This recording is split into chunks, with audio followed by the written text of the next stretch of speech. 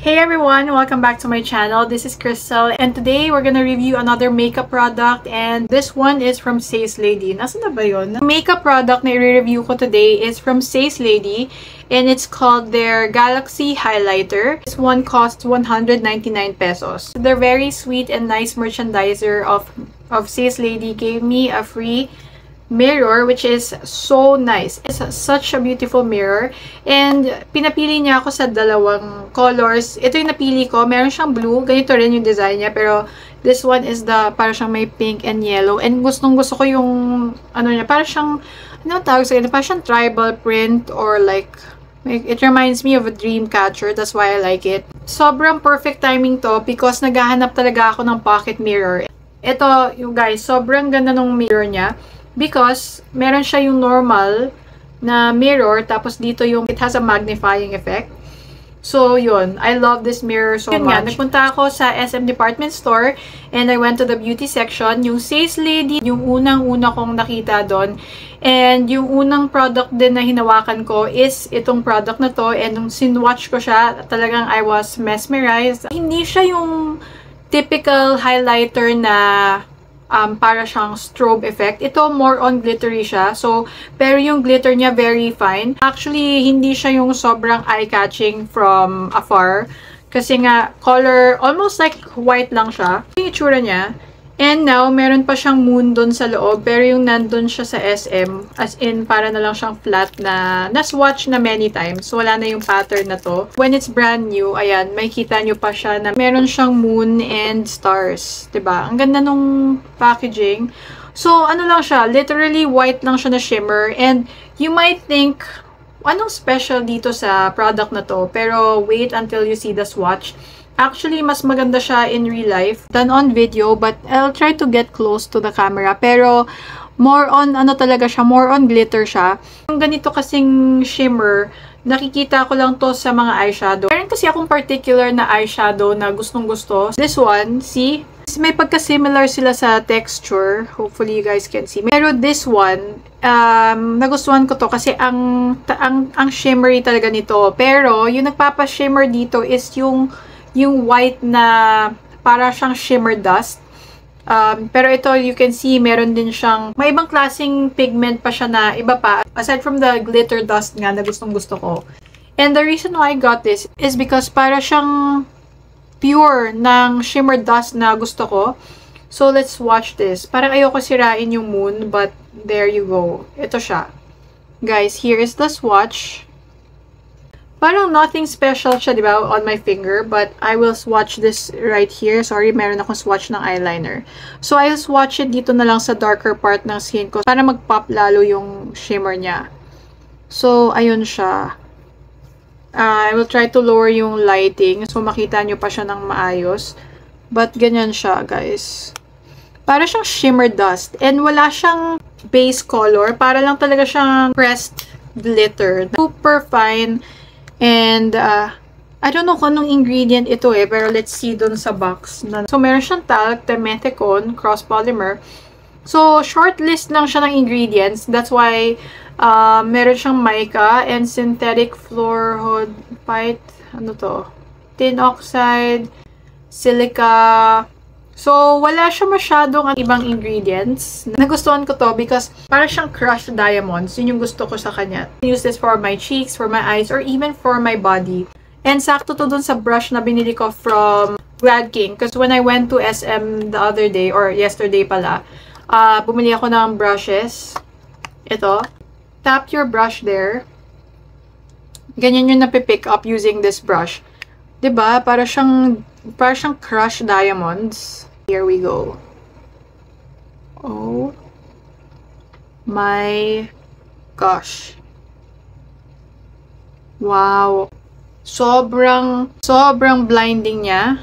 But this is not one of those highlights. Be careful lang, madaming lilipad na glitter. Pag napadami, lagyan nyo sa brush. But look at that. I think ito na yata yung pinaka blinding na highlight. You make sure lang na yung skin nyo is medyo tacky para it has something to stick to. Kasi para talaga siyang pressed diamond glitters. Hindi siya masyadong didikit on its own. So, kailangan yung skin nyo may oily ng konti or may pagka-tacky, but that looks so blinding. And yung maganda dito is any angle, wala siya yung parang white streak. Kasi diba sometimes yung mga highlighter, yung tendency is maganda siya pag nakaganon ka, but when you're facing front, makikita nyo na meron ditong white na line. So ito wala siyang ganon. Actually, medyo napadami pa nga yung lagay ko, but wow, I'm really impressed with this one. Meron siyang dalawang shades. Meron siyang parang peachy, golden peachy shade, pero hindi siya ganitong ka-intense. This is so intense. Pero may magkakaroon talaga ng fallout dito. So, maybe tap off first or maybe apply with your sponge. On this side naman, I will apply it ng medyo low light so you can see. Just a fact about me, meron akong peklat na ganito from my chickenpox when I was a baby. Nagkaroon ako ng chickenpox, tapos nag-iwan siya ng peklat. May mga highlighter ako na natatry, na-emphasize niya tong peklat na yan, which is annoying. So, usually gusto ko yung more on glittery highlight. So, any angle, wala siyang undertone. Sa angle na to, parang wala akong nilagay, but once you look this way, bigla na lang siyang magsha-shine. So, yan lang yung nasa brush ko. Here we go. So, hopefully you guys can see. Ooh. Wow.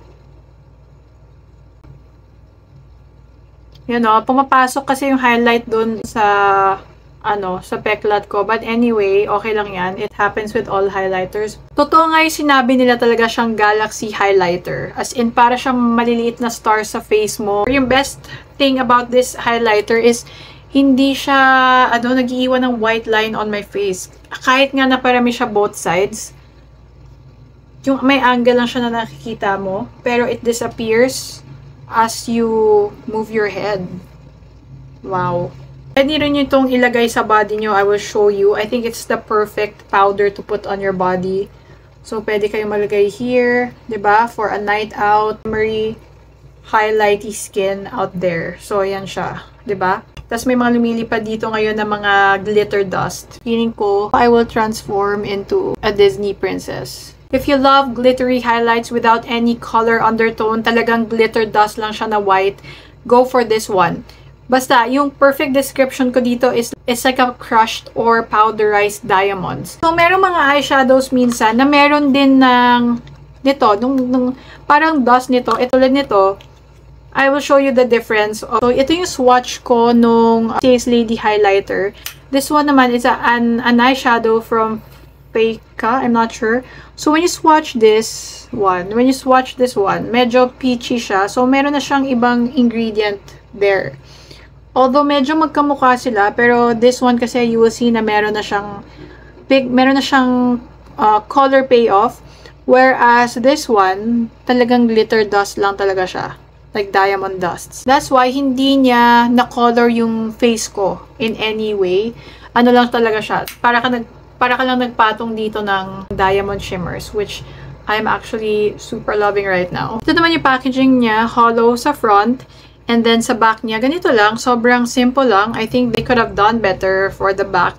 Medyo something hollow din sana sa back. And like reading a lot of things, yung gustong-gusto ko sa makeup brands, like for example, ito yung Pond's BB Cream. So sa front, you will see a lot of details, like the brand name, ano ba siya, from what line, and then what type of product it is, tapos yung mga benefits, nakasulat na siya sa front. And yung gusto ko kasi, sa back part ng product, you will still see like the list of ingredients, and then like a short description, product description, yung mga ganong details.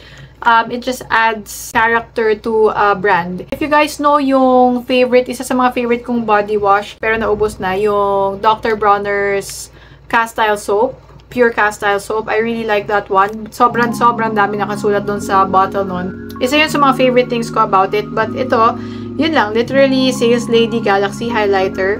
So, that is it. That is my very, very quick review lang of this highlighter. Thank you so much for watching. Please don't forget to subscribe to my channel and click the notification bell para ma-notify kayo whenever I upload a new video. And I'll see you guys again next time. Bye!